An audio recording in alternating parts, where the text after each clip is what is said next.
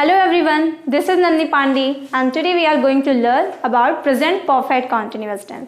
Friends, आज की इस वीडियो में हम प्रेजेंट परफेक्ट कॉन्टिन्यूअस टेंस के बारे में सीखने वाले हैं, जिसमें affirmative sentence, negative sentence and interrogative sentence, ये सारी चीजें तो हम डिस्कस करेंगे ही साथ प्रेजेंट कॉन्टिन्यूअस टेंस और प्रेजेंट परफेक्ट कॉन्टिन्यूअस टेंस में डिफरेंट क्या होता है, क्योंकि अक्सर लोग कंफ्यूज रहते हैं कि प्रेजेंट कॉन्टिन्यूअस टेंस में भी आईएनजी आ रहा है, रहा है, रही है आ रहा है, और इसी तरह से प्रेजेंट परफेक्ट कॉन्टिन्यूअस टेंस में भी आता है, लेकिन आखिर दोनों में अंतर क्या है। तो आज ये कंफ्यूजन आपकी दूर होने वाली है, तो वीडियो के एंड तक जरूर बने रहिएगा। चलिए शुरुआत करते हैं। प्रेजेंट परफेक्ट कॉन्टिन्यूअस टेंस क्या होता है। फ्रेंड, जब हम प्रेजेंट परफेक्ट कॉन्टिन्यूअस टेंस की बात करते हैं तो इसमें भी कोई काम प्रेजेंट में ही कंटिन्यूअस चल रहा होता है, लेकिन इसमें क्या दिया होता है, एक टाइम दिया होता है, उस टाइम से वो काम कंटिन्यू होता है और अभी चल ही रहा होता है। ठीक है, फॉर एग्जाम्पल, वह 4 घंटे से पढ़ रहा है। अब यहाँ क्या है, एक टाइम दिया गया है, पढ़ रहा है तो आया, लेकिन साथ ही साथ एक टाइम भी दिया गया है, कितने घंटे से, 4 घंटे से। वह 2 घंटे से खाना बना रही है, कितने घंटे से, 2 घंटे से। मेरी बहन 4 बजे से अपना प्रोजेक्ट लिख रही है, कितने बजे से, 4 बजे से। आपने देखा ये जितने भी सेंटेंस मैंने बोले उसमें क्या दिया हुआ है, कुछ टाइम दिया हुआ है, उस टाइम से वो काम शुरू हुआ है और अभी भी वो काम हो ही रहा है। लेकिन अगर हम बात प्रेजेंट कॉन्टिन्यूअस टेंस की करें तो क्या उसमें कोई टाइम आता है, नहीं आता है।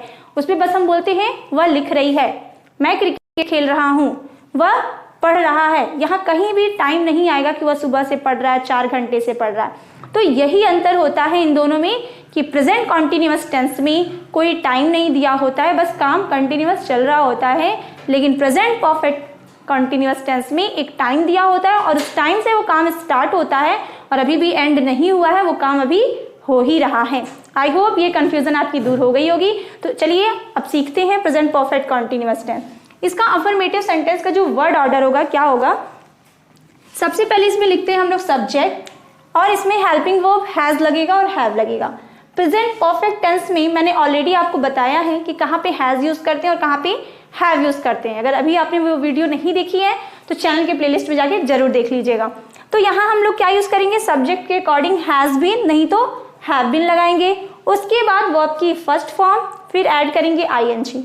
आपने देखा यहाँ भी कॉन्टिन्यूअस टेंस है, जब भी कोई भी कॉन्टिन्यूअस टेंस होगा वर्ब की आईएनजी फॉर्म ही हम लोग यूज करते हैं। उसके बाद हम यूज करेंगे object, then after since and for. अब आप सोचेंगे सिंस एंड फॉर क्यों आ गया इसमें, ये क्या होता है, इसका यूज भी आज आप लोग सीखेंगे इसी वीडियो में। तो सिंस एंड फॉर यूज करते हैं और लास्ट में जो टाइम दिया होता है कि 4 घंटे से, 2 बजे से, 2 महीने से, वो लास्ट में हम लोग लिखते हैं। अफर्मेटिव सेंटेंस है तो लास्ट में फुल स्टॉप भी लगाएंगे। यहाँ एग्जाम्पल है, वह 2 घंटे से क्रिकेट खेल रहा है। आपने देखा यहाँ पे क्या आया है, 2 घंटे से, एक टाइम दिया गया है। अगर ये हट जाए, वह क्रिकेट खेल रहा है, तो प्रेजेंट कॉन्टिन्यूअस टेंस, 2 घंटे भी जुड़ गया तो प्रेजेंट परफेक्ट कॉन्टिन्यूअस टेंस। तो इसका इंग्लिश बनाने से पहले हम ये जान लें कि सिंस और फॉर का यूज हम लोग कहाँ करते हैं। ठीक है, तो देखिए ये क्या है हमारा सिंस।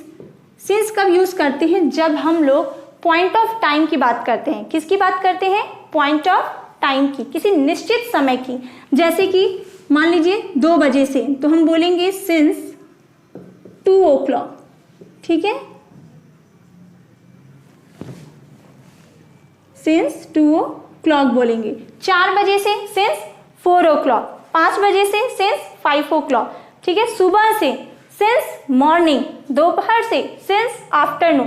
तो यहाँ पे क्या है, पॉइंट ऑफ टाइम है। ठीक है, तो आप इस तरह से यहाँ पे लिख सकते हैं, सिंस किसके लिए यूज होता है, पॉइंट ऑफ टाइम के लिए, पॉइंट ऑफ टाइम के लिए यूज करते हैं। लेकिन वही बात अगर हम लोग फॉर की करें तो फॉर का यूज होता है ड्यूरेशन ऑफ टाइम के लिए, ड्यूरेशन ऑफ टाइम। ठीक है, ड्यूरेशन ऑफ टाइम मतलब जैसे कि 4 घंटे से फॉर 4 आवर्स, 2 सप्ताह से फॉर 2 वीक्स। ठीक है, तो जब ड्यूरेशन ऑफ टाइम होगा, ड्यूरेशन ऑफ टाइम के लिए फॉर और पॉइंट ऑफ टाइम के लिए सिंस। फॉर और सिंस के यूज के लिए मैं एक सेपरेट वीडियो भी बना दूंगी जिसमें हम लोग केवल फॉर और सिंस का यूज ही सीखेंगे। ठीक है, आइए हम ट्रांसलेशन की बात करते हैं। वह 2 घंटे से क्रिकेट खेल रहा है। कौन 2 घंटे से, वह हमारा है सब्जेक्ट और ही के साथ हैज आएगा। ही हैज बीन वर्ब क्या है हमारा, खेलना। ही हैज़ बीन प्लेइंग, ठीक है, कितने घंटे से, 2 घंटे से। ये क्या है, ड्यूरेशन दिया गया है, वह 2 घंटे से। ही हैज़ बीन प्लेइंग, क्या खेल रहा है, ऑब्जेक्ट भी तो लिखेंगे, playing cricket, playing cricket for कितने घंटे से, 2 घंटे से, फॉर 2 आवर्स, फॉर 2 आवर्स।